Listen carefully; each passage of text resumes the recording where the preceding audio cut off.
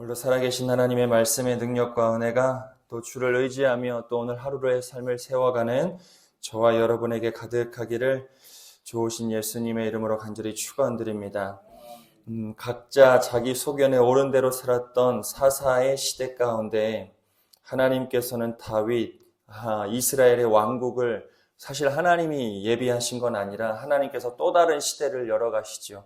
하나님은 언제나 새 일, 새 역사를 이루어내시는 분이시기에 사사시대가 마치 이스라엘의 역사의 끝자락처럼 보여질 영적인 암흑 시기였지만 하나님께서는 그 가운데에서도 또 다른 시대를 열어갈 준비를 룻기를 통해 하고 계십니다.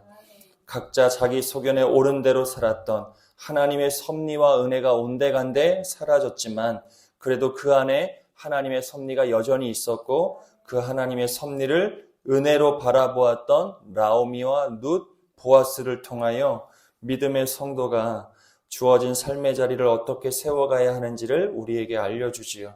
그것이 오늘 본문에서도 자세하게 드러나고 있습니다. 우리 17절의 말씀을 먼저 같이 읽어보겠습니다. 룻이 밭에서 저녁까지 죽고 그 주운 것을 보니 보리가 한 에바쯤 되는지라. 아침 일찍 룻이 나오미에게 이야기를 하고 밭으로 나갔습니다. 어디에 무엇이 있는지 알지 못했지요. 룻은 하나님의 섭리, 나오미의 하나님을 붙쫓았다 말씀드렸습니다. 그러니 밭을 지정하고 나가지 않았어요. 나가면 자신이 하나님의 은혜를 입을 거다라고 하는 믿음이 있었습니다. 나는 오늘 은혜 입기를 원한다. 룻이 그렇게 떠났죠. 그래서 룻의 자신의 정체성을 분명하게 고백한 나는 은혜 없이 살 수 없는 존재다. 그렇게 밭으로 나아갔는데 하필 우연히, 성경은 우연이라고 하지만 하나님의 섭리 가운데 필연적으로 그의 걸음이 보아스의 밭에 이르게 됩니다. 이삭을 열심히 줍습니다. 얼마만큼의 이삭이 떨어져 있는지를 모릅니다. 저녁까지 실컷 주었는지 아니면 어떻게 하든지 하나라도 더 주어야 하게 저녁까지 시간을 보냈는지 알 수 없지만 본문에서 저녁까지 주었다라고 하는 기록은 룻의 성실함과 꾸준함을 보여줍니다. 점심때까지 하면 지칠 겁니다. 그리고 그에게 누군가 소녀를 극진히 대했던 사람들도 있긴 했지만 그래도 오고 가는 사람들의 비아냥 소리가 있었을 겁니다. 야, 저희가 얼마 전에 돌아온 나오미랑 같이 돌아온 룻이라는 여인인가 봐. 쟤 뭐야? 라고 하는 손가락질도 본문에는 기록되어지지 않지만 분명 있었을 겁니다. 사람들이 다 보는 자리에서 이삭을 저녁까지 줍는다는 거 사실 룻에게는 쉬운 일이 아니지만 룻은 믿음 가운데 성실하고 꾸준히 저녁까지 보리를 줍습니다. 그랬더니 보리가 얼마만큼 모인 겁니까? 한 에바쯤 20리터짜리 봉투 하나에 담긴 보리를 우리가 볼 수 있습니다. 사실 이삭을 주어서 20리터 봉투 안에 담는다는 것은 쉬운 일이 아니에요. 이삭 하나하나, 밀 하나하나를 주어다가 거기다 담는 것입니다. 그 20리터를 가득 채운다? 사실 룻의 힘으로만 되어지지 않는다. 고로 17절의 말씀, 믿음으로 살아가는 성도들의 삶에는 하나님의 섭리를 의지하고 믿음의 성실과 꾸준히 있어야 돼요. 우리의 믿음의 모습이 그래야 돼. 하나님 앞에 믿음을 지켜 살아가는 우리는 언제나 성실과 꾸준함이 있어야 된다. 그 결과가 무엇이냐? 보리 한 에바예요. 내가 감당할 수 없고 내가 채울 수 없고 내가 해결할 수 없고 내가 이루어낼 수 없는 일들을 믿음의 성실과 꾸준을 통하여 우리가 채워낼 수 있다는, 사랑하는 여러분, 신앙과 믿음은 그런 걸 경험하는 거예요. 내 힘으로 경험하면 그게 무슨 은혜입니까? 내 힘으로 해서 이루어낸 게 어디 그게 은혜예요. 내 명예고 내 기쁨이지요. 성도는 그걸로 사는 존재가 아니에요. 내 힘으로 애써서 내 수고해가지고 내 기쁨을 누리고 내 만족을 누리는 게 신앙의 여정이 아니라 나는 은혜를 입어야 하는 존재임을 깨닫고 누가 보든 보지 않든 누가 뭐라 하든 하지 않든 때로는 마음의 절망을 가지고서도 믿음의 꾸준과 성실을 가지고 주님 앞에 살아냈을 때 주님께서 주시는 한 에바의 은혜를 우리가 누릴 수 있어야 하는 겁니다. 사랑하는 여러분, 저와 여러분의 인생의 마지막이 그 에바의 은혜 아니겠습니까? 천국, 천성, 그것을 어찌 우리가 우리 힘으로 소망하며 살아갈 수 있겠습니까? 힘들다가도 천국의 소망을 바라면 조금 힘이 납니다. 안 그러세요? 힘들 땐 천국을 묵상하는 거예요. 이 땅에 힘듦이 주어졌을 때는 저 천국을 바라며 우리가 오늘을 이겨낼 수 있어야 되는데 그게 어찌 우리 힘으로 낼 수 있는 거겠습니까? 우리의 마지막 종착지가 믿음으로 주어지는 것도 한 에바의 은혜지만 오늘 우리의 삶의 자리에서도 내가 믿음의 성실과 꾸준함을 가지고 하나님이 주시는 한 에바의 은혜를 누릴 수 있어야 한다. 저와 여러분의 평생의 삶이 그 은혜의 삶이 되어지시기를 좋으신 예수님의 이름으로 간절히 축원드립니다. 그렇게 저녁까지 한 에바를 가지고 집으로 돌아온 룻, 그리고 시어머니를 마주하지요. 그리고 룻이 시어머니에게 어떤 행동을 하느냐 18절입니다. 18절의 말씀을 같이 한번 읽어보겠습니다. 그것을 가지고 성읍에 들어가서 시어머니에게 그리고 그가 배불리 먹고 남긴 것을 내어 시어머니에게 드리매. 자, 당연한 일이라고 볼 수 있겠죠. 이거 읽으면 문제가 있는 말씀이라고 볼 수 있겠습니까? 당연하지요. 며느리가 나가서 일하고 돌아왔으면 시어머니에게 나누어주고 같이 먹고 마시는 거야 당연합니다. 그리고 룻은 바깥에서 너 먹어라. 참 수고한다. 보아스의 사환들이 룻을 되게 이렇게 좋게 보았죠. 그러니 점심 때든 저녁 때든 이것저것을 좀 챙겨 주었을 겁니다. 그런데 룻이 그것을 홀로 다 먹지 않았어요. 오늘 본문에 보니 거기서 남긴 것을 가지고 와 어머니에게 나누는 겁니다. 룻은 믿음으로 성실하고 꾸준하게 그 밭에서 일하면서도 그의 마음은 홀로 계시는 시어머니 룻에게 향하고 있었습니다. 그러니 자기도 얼마나 배고프고 힘듭니까?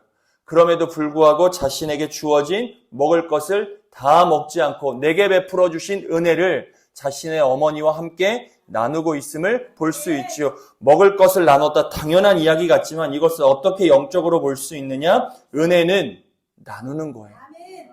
내가 받은 은혜, 내 삶과 내 자녀와 나에게서 가두는 것이 흘려보내는 어떻게 해야 돼요? 흘려보내는 거예요.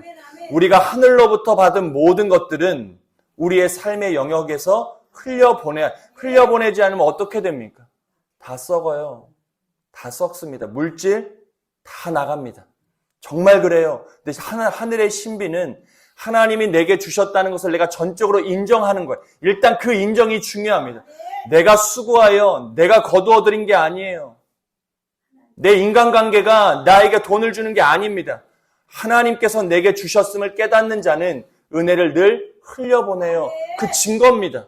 야, 저 사람 보면 달라요. 저 사람의 믿음, 저 사람의 삶이 달라요. 나누고 베푸는 게 그냥 됩니까? 아니에요. 내게 아니니까요. 내 능력으로 얻어낸 게 아니니까요. 근데 내 수고로 얻어냈다고 생각해 보십시오. 내 쪽에서 다 끝납니다. 내 안에서 다 끝나요. 오늘 나오미와 룻을 통하여 우리에게 주시는 건 하나님께서 베푸신 은혜는 나누어질 때 그것이 하나님의 은혜임을 더 분명하게 우리가 고백할 수 있는 겁니다. 주님 앞에 물질을 드리는 것도 마찬가지죠. 굉장히 중요합니다. 왜요? 그게 신앙의 고백이에요. 드리면서 이 물질의 주권이 하나님께 있음을 인정하는 것이고 작더라도 이 물질을 다루어 가시는 분 하나님임을 내가 믿음으로 고백하는 이것 없이 그런 인정과 고백 없이 그런 믿음의 고백 없이 우리가 어찌 한 에바의 은혜를 주께 구하며 나아가겠습니까? 주님, 사랑하는 성도 여러분, 오늘 본문에서처럼 하나님의 은혜를 우리가 분명히 깨닫기 위해 은혜는 우리가 반드시 나눌 수 있어야 된다. 오늘도 내게 허락하신 은혜, 그것이 어찌 물질이겠습니까? 시간이기도 하고 생명이기도 한 것이지요. 내 시간을 내 주변에 있는 사람들과도 나누고 내 생명도 나누고 그렇게 우리의 삶의 은혜의 자리를 분명하게 설정하며 나아가는 저와 여러분 되시기를 간절히 축원드립니다. 그렇게 룻을 통하여 하나님의 은혜가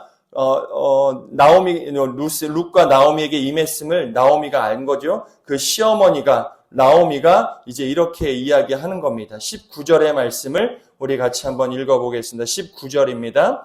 시어머니가 주었느냐 어디서 일을 하였느냐 너를 돌본 자에게 복이 있기를 원하노라 하니 룻이 누구에게서 일했는지를 시어머니에게 알게 하여 이르되 오늘 일한 한 사람의 이름은 보아스이니라 하는지라. 자, 나오미가 룻이 나간다고 하여 나가긴 했지만 집안에서 얼마나 걱정했겠습니까? 시어머니도, 우리가 그렇게도 물을 수 있어요. 시어머니도 나가지.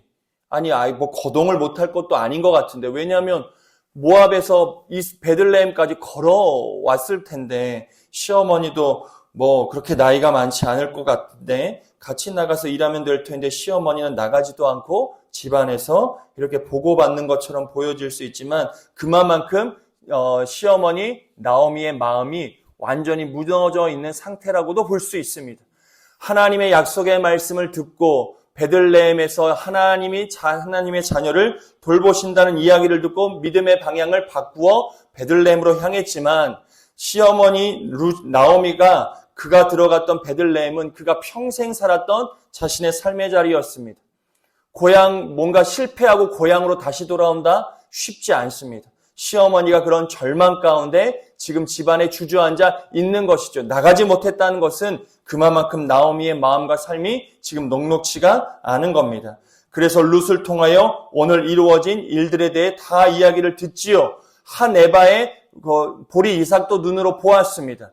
그리고 그가 가지고 온 음식도 함께 나누었습니다. 그리고 그가 누구를 만났느냐? 보아스를 만났다고 하는 이야기를 듣지요. 그리고 시어머니 나오미가 너를 돌본 자에게 복이 있기를 원하노라 하며 하나님의 은혜와 섭리에 대한 고백을 나오미가 내뱉는 거예요. 이것을 통해 우리가 깨달을 수 있는 것은 믿음이라고 하는 것은 우리의 삶에 일어나는 수많은 사건을 통하여 누구를 보는 거예요? 하나님을 보는 거예요. 우리에게 일어난 많은 일들이 있습니다.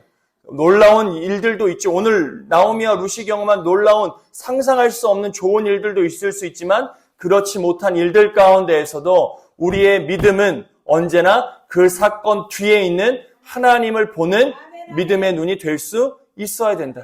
사랑하는 여러분, 이런 믿음이 저와 여러분에게 있게 되기를 좋으신 예수님의 이름으로 간절히 축원드립니다. 눈앞에 일어난 사건만 보지 말라는 겁니다. 눈앞에서 이루어지는 일들만 보지 말. 우리의 말들이 거기서 끝나요. 눈에 일어난 것 가지고 우리의 말들이 다 결정됩니다. 우리가 그렇게 성급하게 말해요. 성급하게 판단해요. 지난 주일날 있었던 일, 이미 월요일, 주일날 저녁에 우리의 말로 다 끝나버려요. 하나님이 하실 일들을 믿음의 눈으로 견디질 못해요, 우리가. 기다리질 못합니다. 하나님은 하나님의 때에 하나님의 방법으로 하나님의 일들을 이루어 가시는데 그래서 시간, 사건, 내가 경험하는 모든 영역 속에서 믿음의 눈으로 하나님의 일을 볼 수 있어야 되는데 우린 일어난 현상만 봐요. 그러니 뭐예요? 원망하고 저주하고 불평하고 감사하지 못하고 누구를 지적하고 누구를 핀잔하고 누구에게 어떤 말들을 쉽게 옮기고 내가 결정하고 판단하고 나 홀로 내 마음 안에서도 이러한 일들이 얼마나 많이 작동되는지 모릅니다. 하나님의 사건을 보는 자는 오늘 나오미와 같이 주의 복을 선포하는 자가 말이 달라요. 하나님의 일, 하나님을 보는 사람은 같은 일을 보더라도 말이 달라요. 같은 현상을 보더라도 그것을 바라보는 해석이 달라요. 누구는 안 된다고 그래요. 누구는 틀렸다고 그래요. 이렇게 하면 안 된다고 쯧쯧쯧거려요. 실제로 그래요. 그래 똑같은 일을 보고도 하나님이 하실 일들을 보면 괜찮아. 할 수 있는 거야. 이렇게도 하고 저렇게도 하는 거지. 괜찮은 거야. 이렇게 해도 돼. 할 수 있어. 하나님의 복을 우리의 입술로 하나님을 보면 선포할 수 있게 된다는 것이죠.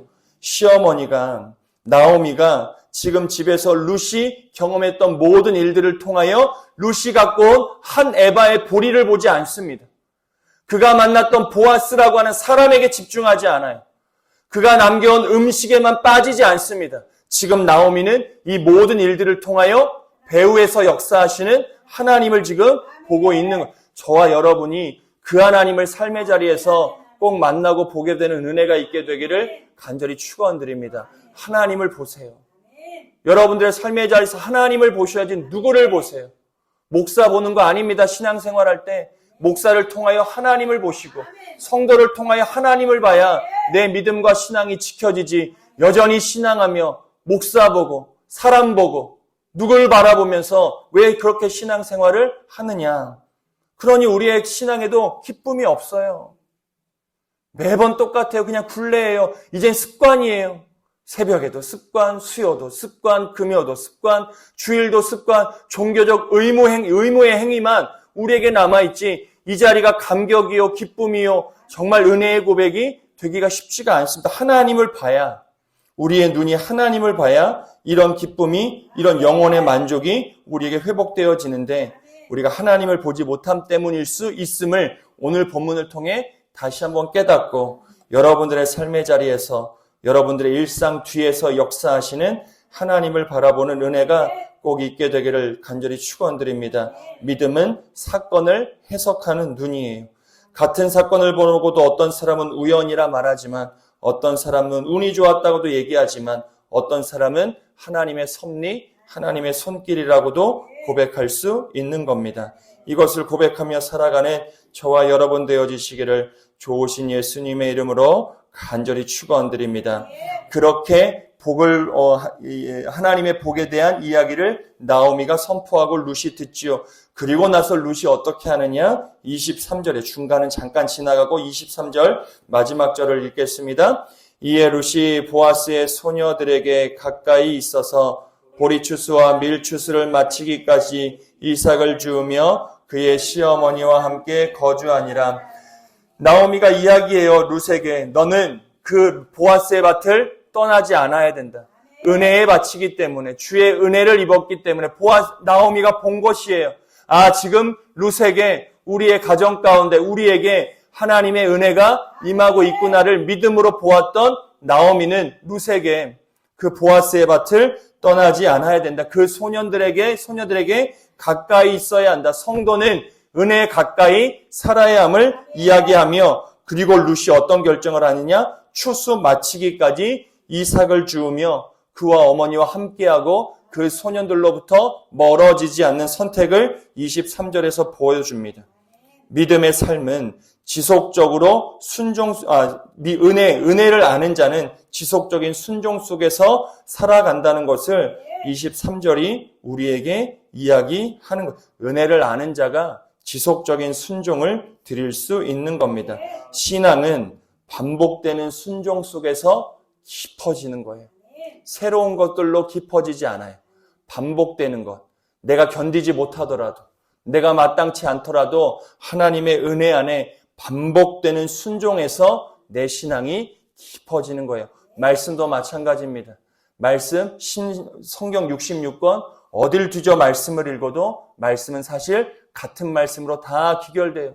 은혜의 말씀으로, 심판의 말씀으로, 예수 그리스도의 말씀으로, 믿음의 말씀으로 다 귀결되죠.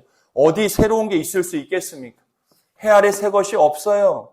복음의 말씀은 듣고 또 듣는 거예요.